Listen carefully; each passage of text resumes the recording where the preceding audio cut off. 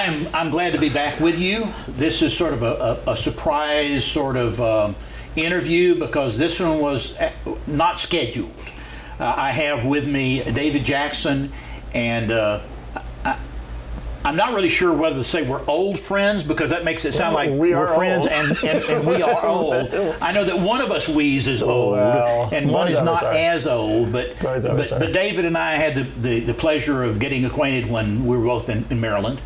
And I was in church planting, and his dad was the one that was on state convention staff that I interfaced with, and then he retired, and David stepped into that role, and he didn't run screaming into the woodwork saying, I don't want to go, I don't want to go, I don't want to go. Only after visiting your church. That's just the way it was. And he's one of the few, at that level of denominational life that actually volunteered to show up and worship with us on occasion, and I was always grateful for that. So this is a unique time for me that I was going to be in the area where he is. He relocated from Maryland to the Boston area, spent several years there, and then the Lord led him to come back to South Carolina, and this is our first chance since he's been here to. Right. I don't know the last time that we actually spoke or saw each other. Yeah, I'm not sure either, James. We had the pleasure. I think it was 2012 that we went to Turkey. Yeah, I think so. It's been 10 years ago that we went to Turkey together. Yeah. And if you're ever bored with the pictures that we took, you'll see a number of those of me taking him taking a picture of me. That's exactly right. Hold it up. A number of those things. That's right. So anyway, David, I'm glad that you're gracious enough to do this. And one of the reasons that I wanted to invite David as a part of this Church Rebirth Ministry conversation and interviews is that while he has pastoral experience, he's from a pastor's home, he's spent a lot of his ministry calling over a much broader area than just one local church.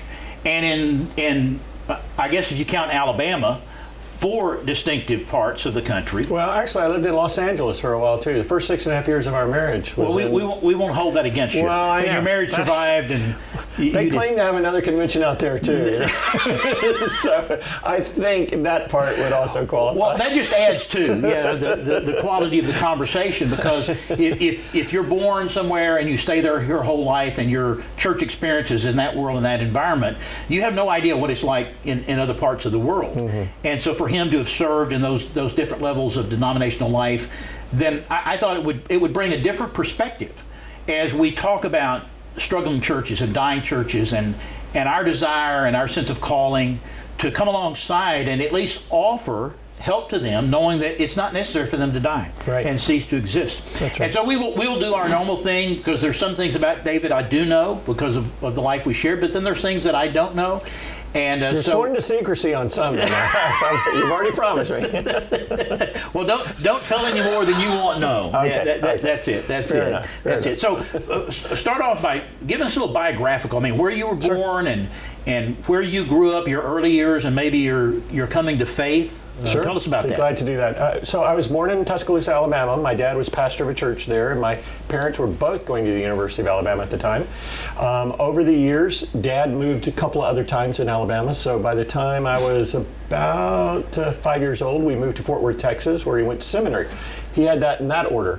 Backwards, Gotcha. What we would say today backwards, but there are many people that go and do career first and then decide they ought to go to seminary. I was one of those. So that's what it was my dad as well. So we went to Fort Worth, Texas, the Southwestern Seminary, did that, and then came back to Tuscaloosa, where he pastored again before moving on to Memphis, Tennessee, and then New Orleans, Louisiana, pastoring churches in all those places in the Deep South. So I saw that experience my whole life as a PK, a preacher's kid, and came to faith fairly early, although I will tell you, for the first number of years of my life, I really felt like my family heritage, the good life I lived, my church attendance, all those things were making me, buddy with God. And I didn't really need all this stuff that they were talking about from the pulpit, I wasn't really that bad of a sinner. But I was the kind of guy that lied to my parents, lied to my friends, was able to get away with a lot of stuff. I found myself cheating sometimes, even in school, getting away with it. And I can remember when I came to a point in my life where I realized, hey, just because I have a life that in comparison to others doesn't seem as sinful as others, that doesn't make me right with God. I've fallen way short of his standard. And a guy named Don Moore came and held a series of evangelistic services, revival, at our church building. And I remember being under deep conviction that night and asking Jesus, will you please forgive me my sins? Can I put my trust and faith in you alone for my salvation? And I committed my life to Christ that night. And the next Sunday, after announcing that to the church, I was baptized and continued to grow in my faith over those early years, even to the point where I was called to preach at the age of 12. So you were 12 when you made your commitment? That's right. Okay. And we were in Memphis, Tennessee by that time. I had made my conversion experience in Tuscaloosa, Alabama, and that second church that my dad pastored there. But we moved to Memphis, and I remember taking notes in the service the day that Dad preached on Paul the missionary. And in the midst of all of that, God grabbed my heart, and I knew beyond anything. So can you sort of unpack that a little bit? Because I know that we don't hear a whole lot anymore about a call to preach, a surrender to preach. We don't hear pastors or preachers invite people to make those decisions in churches anymore. Right. So for you mentally, I mean, what were you processing? And would anything stand out about that, or it was just clarion? It really was clarion. It was so weird that way, because I can never remember my dad ever suggesting or encouraging me to consider ministry as an option in my future. I mean, I was only 12 years old. Well, and was that more of just a general call to ministry, or was it a specific call to? It was a specific call to preach. To preach. And as I've thought about it over the years, I've thought about the missions context of Paul the missionary. I've been on the mission field in Southern Baptist life for most of my life. We even talked about going IMB for a while, but ended up in California and then in New England and Maryland, all with the North American Mission Board as a part of our journey and such. So I feel like there was more to the context than I even understood at the time. But the preaching part of it has been absolutely foundational to everything else that I've done in that mission call that God placed upon my heart. And so I continue to live that out. Even in my college days, I majored in Bible and focused my ministry. Where did you go to college? I went to Ouachita Baptist University in Arkansas. I know where that is. Yep. And then back to Southwestern Seminary myself to get my degree there, my MDiv. When were you at Southwestern? 80 to 82. Did we overlap? We were there. Hey, classmate. Nice to know. It was the largest seminary in the world at the time. There were 3 times as many students there than in my university. And so it was pretty easy for us to we were both so high profile. I don't know how we got missed. Exactly. And you were married, though, right? By then? I was. I was not. So I was in Fort Worth Hall, which is the single dorm. And you were over there with all the married couples. No. I was down the street on Stadium Drive in a little rented bungalow. And our son was born while we were there. Yes. If you were married, that solved any fertility issues that couples had. Go to seminary. There it is. Well, so that was part of my journey, and then I did not meet Joy until I was already out at Fuller Seminary working on a PhD a number of years later. So I was already in the Los Angeles area. Came home, Joy's my wife, and came home to New Orleans where my dad was pastoring at the time. Her family had joined the church, and we met, started dating, got married the next year, and then off we've been in ministry in Los Angeles and then back to the East Coast for all the years since. 37 years now. Yeah. For those of you that don't know, the shirt, the cap here, and he keeps talking about North American Mission Board. Most of you know what that is. Or who that is. It's a part of Baptist life, a mission entity for reaching domestically in this country to do mission work, and he's simply been a part of that. I have some of this clothing. I have Replant shirt. I have the International Harvester cap. There you go. I've never been seen in public with that on, except maybe at Hunting Hogs. Well, I wear it all the time. Yeah. I didn't know that was what he's going to wear today, but he's worn it sort of unofficially, officially, because that's what he's done. Well, it is what I do. And I was in church planting for almost 30 years. On the front end of the experience of church life, And before that, with the North American Mission Board, before that experience, I worked in some churches that were in need of revitalization, even helped to replant a church in the state of Maine years ago. But on the backside, the last 2.5 years or so, I've been with the Replant team at the North American Mission Board, which works with dying churches and those that are at risk of dying within the next 5 years. Which is the reason you can see this is a critical conversation, because that's what we've been talking about now since we've been doing this kind of ministry. So when did you, in that journey, whether it may have been pre-college, it may have been post-college, it may have been seminary, it may have been graduate, at what point did you engage in vocational ministry? You were actually on staff of the church. Yeah, Yeah, the first experience I had was through an appointment with the North American Mission Board as the student pastor at a church in Portsmouth, New Hampshire. Okay. Yeah, and of course that would have been a mission appointment. Now, the church in Portsmouth, New Hampshire is the oldest Southern Baptist church in all of New England. The very first one. Yeah. So it goes back to 1958 as a church. So I served there as that's not true. I was the second, not the first, the second student minister they had, student pastor. They had working with youth and with children there at that church under the lead pastor, Bill Jenkins, who eventually went to the Home Mission Board and worked for them as well. Yeah. So that was my first experience. And I worked as a youth pastor 2 or 3 places and then got involved as a pastor in a small rural location. Where and when was that? That would have been in my college days. Okay. It was a very rural town, about 297 people, I think, not far from Arkadelphia. Yeah. And it was quite an experience for me because I learned really quickly that I'm not a rural person. and here's the lesson for that. Context is everything. You know, if you grow up in suburbia or if you've been a part of larger cities like Memphis and New Orleans in most of your life, then that doesn't necessarily translate to a town, a community of 297 people in rural southern Arkansas.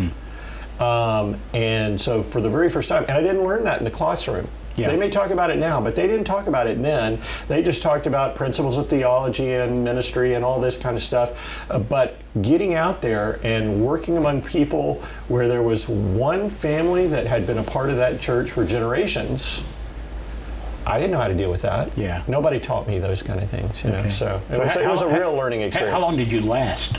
Not very long. About a year. Okay. About a year, my first year. So how many pastoral opportunities have you had over? Three pastorates and 19 interim or transitional pastorates since then, yes. Wow. I've planted churches as well, planted 3 churches. Yeah. And so, I mean, you've served literally from coast to coast. Right. Almost from border to border at some point That's in right. all those from regions. Maine to Monterey Park, California, which is in the metro. It's East LA is what it is. Yeah. If you were to describe some of the distinctive differences in terms of the traits of churches, church people life between Alabama, California, Maryland, the Boston area, and now South Carolina, how would you sort of describe them? Well, that's not an easy question to answer because they're all different. Yeah. They're all different, you know, and the regional differences are often more significant than the state differences, though California is a region to itself. I mean, it's just huge. And Southern California is very different than Northern California. But I think the bigger thing is not so much the state as it is the context. As I said, rural, urban, suburban. Those make a big difference in how ministry's done and how people respond or what their expectations are, even in terms of church life and how it affects them. Yeah. Okay. So, you know, California is a much more laid-back place, but it was much more multicultural. The diversity was high. The tolerance levels, of course, were high as well. And in an environment like California, where every day is like a sunny Saturday, you know, you had the challenges of people feeling like church was the best option on Sunday every week, not just in the summer months. Every week. Okay. Let's do a timeout.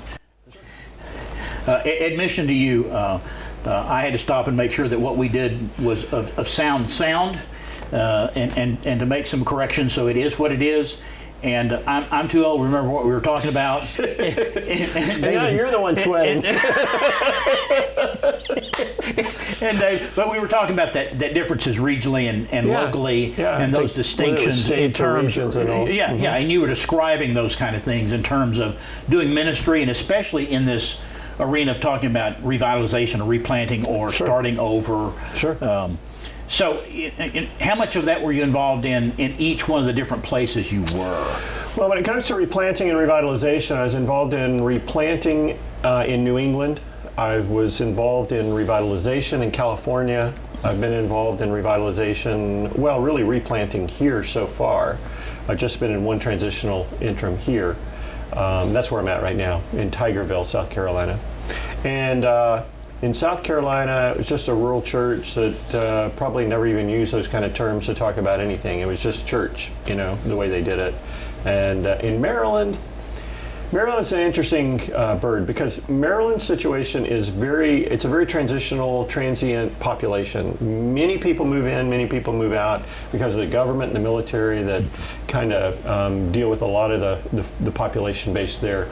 And so it was actually easier for me to do the church planting work we did in Maryland than, say, in New England or some of the places that I had been before.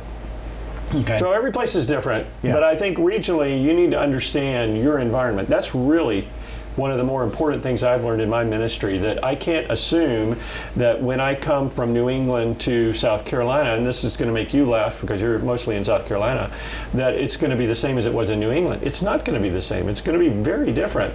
And so I have to be very observant, very attentive to what are the differences, the nuances that make ministry here effective versus what would have been acceptable maybe even in New England. Okay.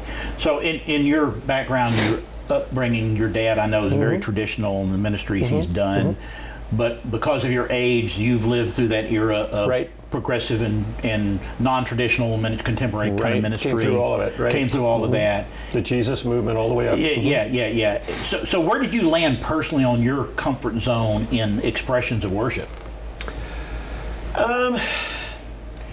That's really one of the funny things about me. I'm pretty adaptable and pretty comfortable in all of them, which is, I guess, a little surprising. I think if I had my personal preference, it would be a little more contemporary. But I can do hymns all the time and love them. They can make me cry. I mean, they can move my heart.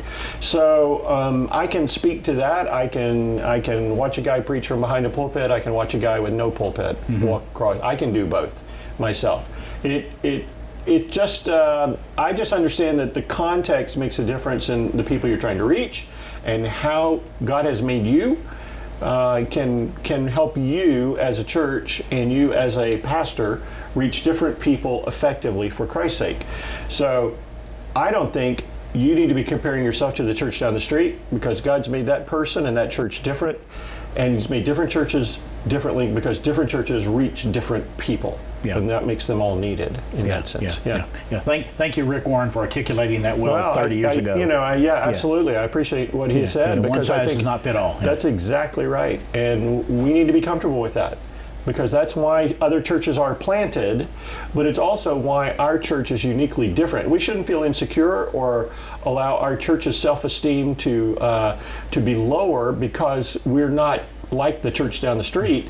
Even if they're reaching other people, maybe even more people, you're reaching the people that God wants you to reach, or you can if you will make the most of who you are, not try to be like them or like Rick Warren or anybody else.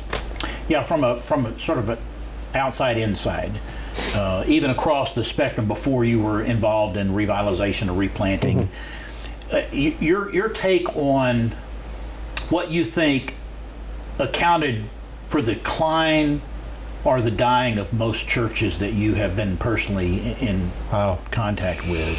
So again, I would say to you that every church is unique. There is no silver bullet for success, and there's no one formula that causes them to decline. But I will tell you this. I think beyond a shadow of a doubt in my mind that the large majority of situations are spiritual in nature. And the reason I say that starts with the Bible. It starts with Revelation 2 and 3, where Jesus is speaking to the 7 churches that we know of in Asia Minor. And only 2 of them does he commend. He doesn't say anything negative to 2 of them. The other 5, all 5 of the others, he says, repent. And that's a spiritual word. I have something against you. Yes. There's something wrong spiritually in their lives, collectively, as a congregation, that needs to be corrected, and they need to turn back to God. So I always assume that there is a spiritual concern that needs to be addressed. That's my default. Okay. I start there. There could be other reasons, and there usually are, but that's at the heart of it. So it could be a control issue, it could be a rebellion issue, it could be a preference issue where it's idolatry. I love these things so much that they have more my allegiance than Christ does. Those kind of things. There's something there that needs to be dealt with probably. And it oftentimes is hidden away or swept under the rug. It's not talked about in the history because that's all whitewashed, out of the experiences of the church. But it's there, and the people that have been there know about it. They just don't talk about it, and it needs to be dealt with. So in your experience of attempting the conversations or to assist churches in coming to terms with their demise or their prospective demise, has that been the single biggest challenge to get them to that place to admit that their primary issue is spiritual? Well, it depends on where they are on the life cycle, but I would say, when I say the life cycle, churches it's typically accepted that churches have a life cycle. And that they will grow in the first 15 to 20 years of their life, and then they kind of plateau. That plateau can last almost indefinitely, but then after that, unless they rebirth or have something new that takes place that energizes the church to help it go up again, it will typically decline. And that's where we see many of our churches today, in that declining stage. Now, the early stages of decline, they will deny or ignore or even get angry if you start suggesting to them that there's a spiritual nature. But if the further down they are, the more willing they are to admit there's something deeper that must be dealt with than just simply a program or a calendar issue. There's something that in our heart that we've got to let go of control, or we've got to admit and confess our rebellion against God, on wanting our own way, that kind of thing, thinking it was our church instead of His church. Those are some of the typical problems. So the further down they are in the life cycle, the more they're willing to acknowledge it right off the bat, early on, that this is because they're desperate. They recognize the only way this church is going to survive is if Christ intervenes. Early on, they think they can turn it around. They can turn it around, the church. Yeah. And it belongs to Jesus. Yeah, given the spiritual nature of the problem and the spiritual nature of the solution, how much of that whole challenge, conversations and issues, the difficulty lies in sort of a drawbridge mentality, that because they feel like they are the people of God in that place, they've been serving God faithfully for X number of decades, they've sort of managed, they haven't set the world on fire, but they've sort of been able to maintain, and that idea that we're part of the kingdom of God, those outside are worldly and non-believers, and it's really us against them. And so we're being faithful and true as we hunker down, as we shrink. So the problem isn't on our part, it's the fact that we're in an increasingly secular environment. And so this is to be expected. This is a natural course. Have you encountered any of that kind of thinking? Oh, of course. You run into it all the time with churches that are struggling and trying to make sense of it in terms of their own identity and their own purpose. So oftentimes they've forgotten the purpose that God has given them and replace it with their own understanding of purpose or meaning. And even if it's just to steward the resources we still have, or to manage the building, or to be open on Sundays or whatever, they've forgotten the Great Commission or the Great Commandment. They don't live to reach out. They try to get people to come in. And I've often found that it's much harder to get the people inside the church to go out into the community than it is for them to try to get people to come in. So what are those conspicuous markers that you've noticed that they sort of get it, that this ship is sinking, this plane is going down, and if we don't alter course? So what would those be that are likely to motivate them to at least look for solutions or ask the questions about answers? Yeah, I think an openness to allowing God to work in their lives in a new way. I have to emphasize that word, a new way, again, because they want the tried and true way, the way they've been doing it for a long time. Almost all of them have wanted that and they come to a place where they almost are willing to abandon that and say, well, maybe we can't just keep doing the same thing and expecting different results. That's insanity, right? We can't keep doing that. We have to be open to a new way. So that takes some submission on their part to the Lord and in His leading. They have to be willing to adapt. Adaptability is a difficult thing for a lot of folks in our world today, because constancy is a part of what provides security for many people. And adaptability is a little scary because there's risk there. And yet, when the church grew in its early days, it was taking chances. And it was probably some of the best growth years they ever had. Because when they stop taking chances, things stabilize. And while people like that, it's not good for the church, because the church is on a mission to reach other people all the time. And that means we exist to reach out and to make a difference in their lives, but that's going to make a difference in our life too when they come back or folded into the congregation. So I think those kind of things, openness, submission, dependence upon God, adaptability, those are all issues that come along with the recognition that they need to repent, they need to turn back to God and acknowledge He's in control, and we have to depend totally on Him. It's not a formula, it's not a program, it's not an organization that's going to make the difference. It's God that's going to make the difference. And if He doesn't, then we're never going to make it. So, and again, this is strictly opinion on our part. Observation, we're drawing conclusions based on our understanding of life and how things work, and even theologically. Yeah, sure. But in that framework, how much of the resistance to right solutions is generational in nature? What percentage might be theological in nature? What might just be philosophical in nature? I mean, you have an opinion about those? I don't know that I have an opinion on percentages. I think that would be total opinion. I do think that each church, there are certain people that have vested interest in things staying the way they are. Yeah. And that's part of the logjam that keeps the church from being able to make the transitions it needs to make, because they have found a comfort zone or a position of authority and power that it makes them feel good and important. It adds value to their own lives, but they have a tendency not to see beyond themselves, to see how they ought to be giving themselves away to help other people come to those same places in life. And so it kind of gets stuck there. Yeah. And the challenge is often those personalities are there much longer than any pastor. And so a pastor may come in and try to change things, and the former pastor tried to do that very same thing, or the former pastor, and he doesn't know it, the new pastor. Right. But it's been tried before, and that ship has sailed. Yeah. It's not going to work. So that becomes a tripwire that he hits that frustrates him.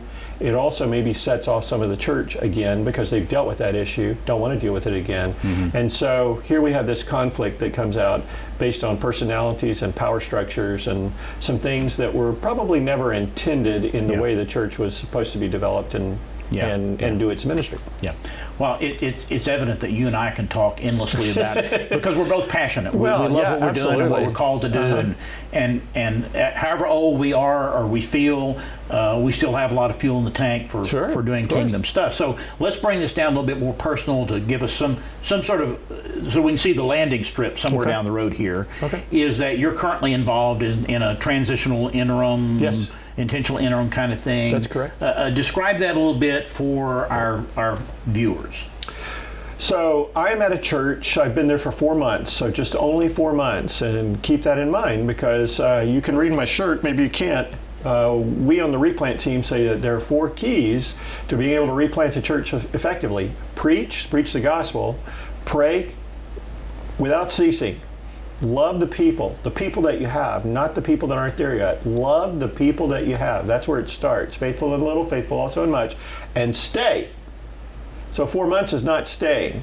And so perseverance is a huge part of the process if you want to be successful in replanting and revitalization. So I've only been there 4 months at the church that I'm located. Now, the church went through the process with the state convention, and our state leader led them to a place where they voted 9-0 in favor of restarting the church. So you need to get that. I was hoping to get around to the stats that they were down to 9 people. 9 members. 9 members is all that's left in the church.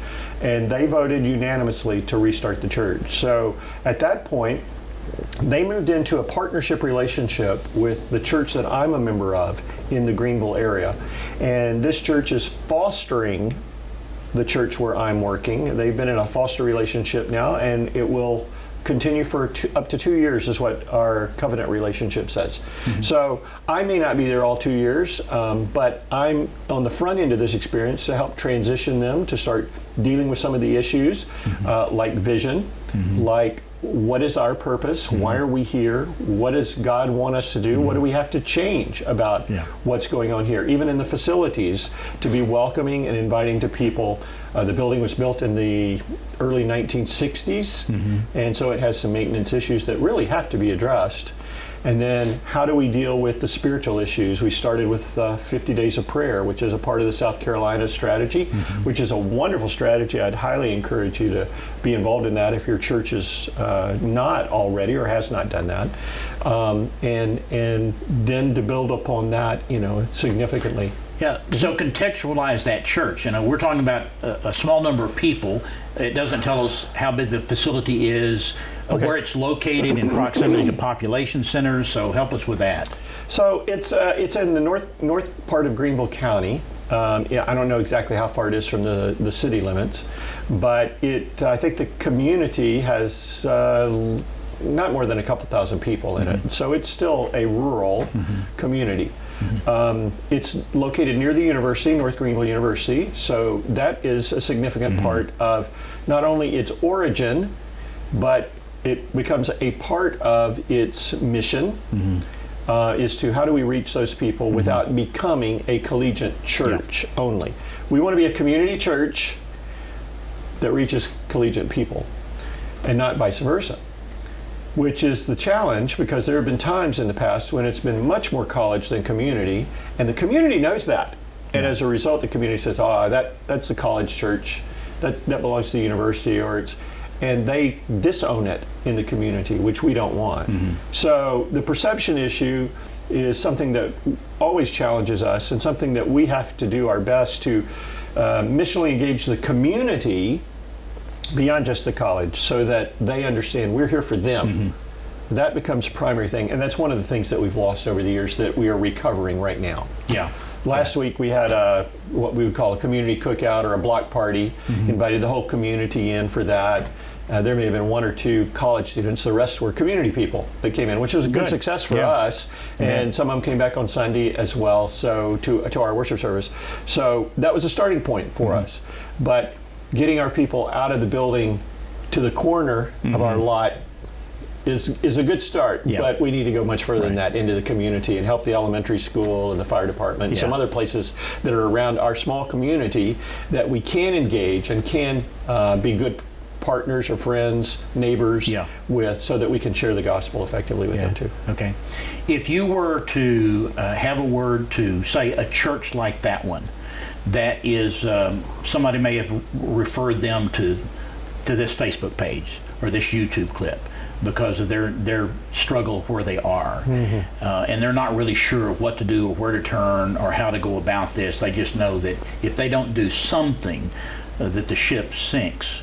Look at the camera and speak to that group of people. What would you say to them in this moment?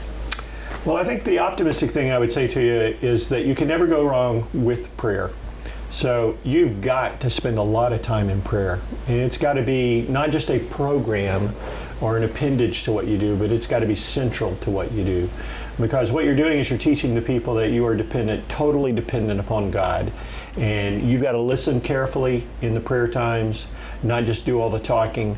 Allow God to speak and allow His power to move through you, and to really break the hearts of the people.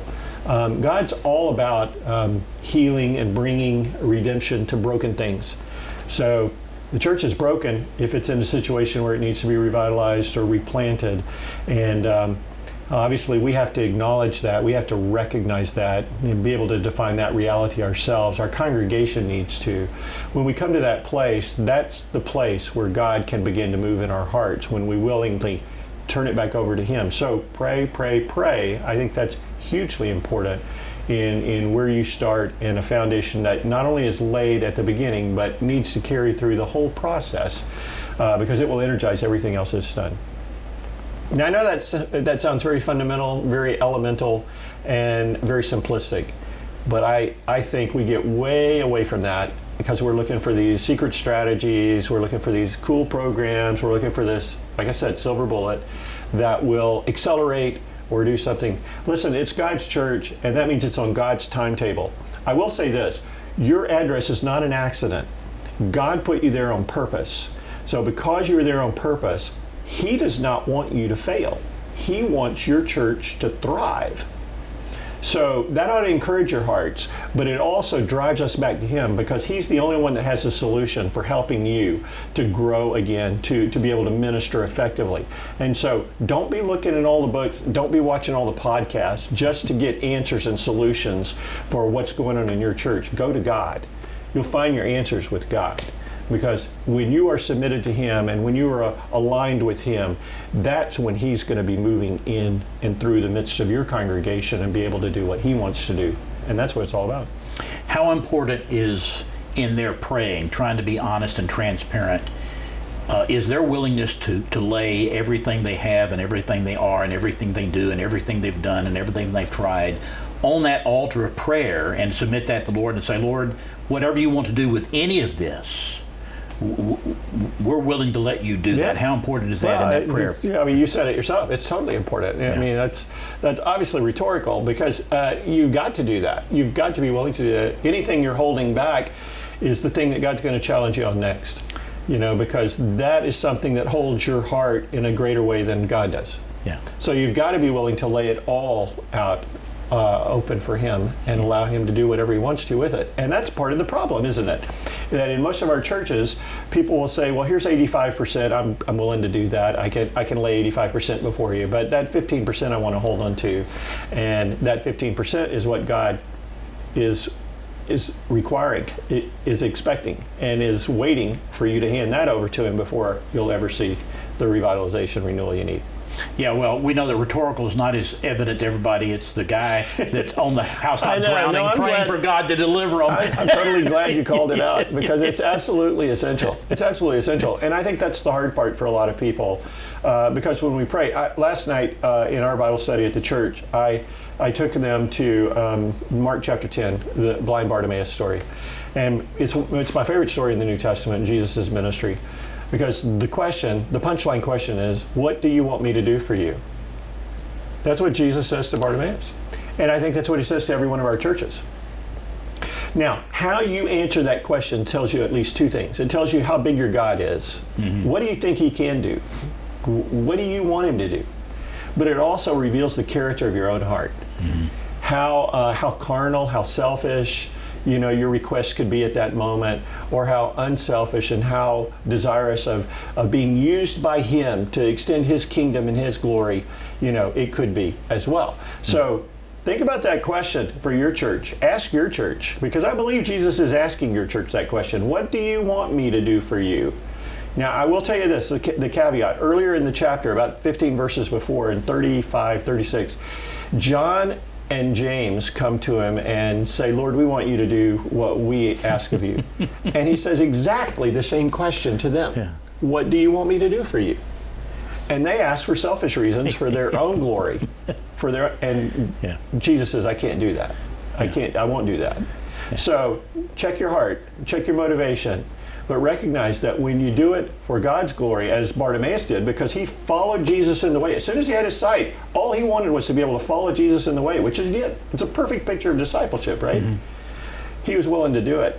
And when we're willing to do it, I think God will honor that and will use that for His glory and for our good. Okay. So on the other side, what would you say to that pastor? This could be a young guy who's out there in the boondocks, in a church that is just struggling to gain traction. There's resistance on every hand, but the handwriting's on the wall for them. Or this could be an older man who's in the twilight years, who's served faithfully, but especially with COVID, a lot of those churches that were just sort of hanging on and managing to keep the lights on and to pay the bills, but COVID shuffled everybody's deck. And now in this past year and a half, on the backside of that, there's no recovery. What would you say to that spiritual leader in that church about what the answer is for them and looking for solutions to revitalize being the spiritual leader in that church? Well, I think one of the things that I've reminded our people of from the beginning is that the Lord is faithful, that he who began a good work in you will bring it to completion. Mm-hmm. Okay, when Paul wrote that under the inspiration of the Holy Spirit, he was writing to the congregation at Philippi, not just to an individual. We often individualize that and talk about in your life and in my life. Well, that's true. But collectively, he wants to do that. He wants to bring it to completion. So he doesn't want to abandon you in that process. He wants to walk with you every step on the way. And I think this is one of my problems. I don't know about yours, and maybe our listeners, but sometimes we want to get to the destination point and miss everything that he wants to teach us on the journey. Mm-hmm. But a lot of times what God wants to do is teach us valuable lessons about himself and about how he can use his church along the way. So let's not just worry about the very end goal, but let's worry about the next step and the next step and the next step. And Philippians is a great, great book to remind churches that need revitalization and renewal that, hey, there are a lot of things that even in the midst of adversity and difficulty, most of us are not in prison like Paul was, we can still be joyful because God is teaching us lessons and he wants us to be used of him to be more like Christ and to run our race effectively, forgetting what lies behind. That's the hard part for a lot of revitalization churches, right? And pressing on to what he has ahead. So, yeah. Would you say to both those churches and those pastors, don't be afraid to ask for help? Oh, sure. Absolutely, I would say that. And again, Philippians is a cooperative book. I mean, the church is reaching out to Paul for help, and they're encouraging Paul, but Paul is giving help back. And I think that's one of the real beauties of our denominational structure is that we live off of the basis of cooperation. Now, here's the thing. Autonomy can get in the way of that sometimes, where we think our independence is more important than cooperation. But I learned a long time ago that the stages of life kind of work like this. A child is dependent upon others, right? An adolescent shows independence from others. But an adult, a mature adult, is interdependent with others. And so I would hope our churches would go to the place where we recognize the value of interdependence, and that's where cooperation comes in. And Paul even uses that word in the first chapter. This our partnership in the gospel, this communion that we share, this cooperation that we share as we work together in fellowship to see his mission succeed. Okay. Well, David, this has exceeded expectations, but I had pretty high expectations anyway. And you always do. Glad for the opportunity and privilege, but before I bring this for a landing and give final instructions here, I've not done this with anybody else I've interviewed, so consider yourself privileged. Is there anything you'd like to tell them about me? Oh, no, wow. I would not do that, except to say James is a loyal friend and a wonderful champion of the gospel. I've known him for years in his service in churches and through the work across the denomination that he has helped us with. He's been a blessing to me personally, and I'm just thankful that we've reconnected here in South Carolina now after those years away.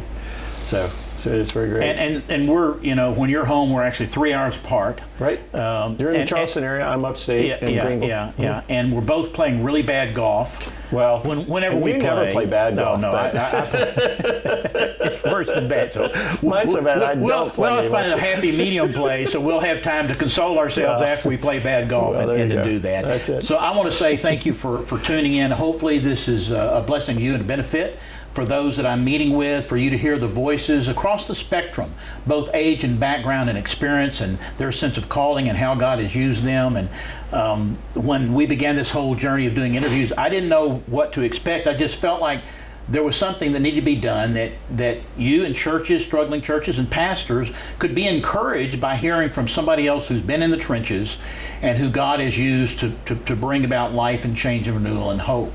So I want to hear from you. If you have questions for me, you can send those to me at this email address. If you'd like to reach out and connect with David, contact me and I'll put you in contact with him. He can invite you over for dinner when you're in the area. I know his wife would love that. But not out to golf. Yeah, okay. Yeah. And if you're among those, we're able to do this because of faithful financial support of many of you, and you can do that electronically through Facebook or other mediums. If you don't know how to do that, you're old school, just drop a check in the mail. You can send it to Church Rebirth Ministries Incorporated at this mailing address, and this is what we will put it into service doing in helping the kingdom. So thank you for our time together. Job well done. Thank you, God sir. bless you, David. Good to be with you. That's a wrap.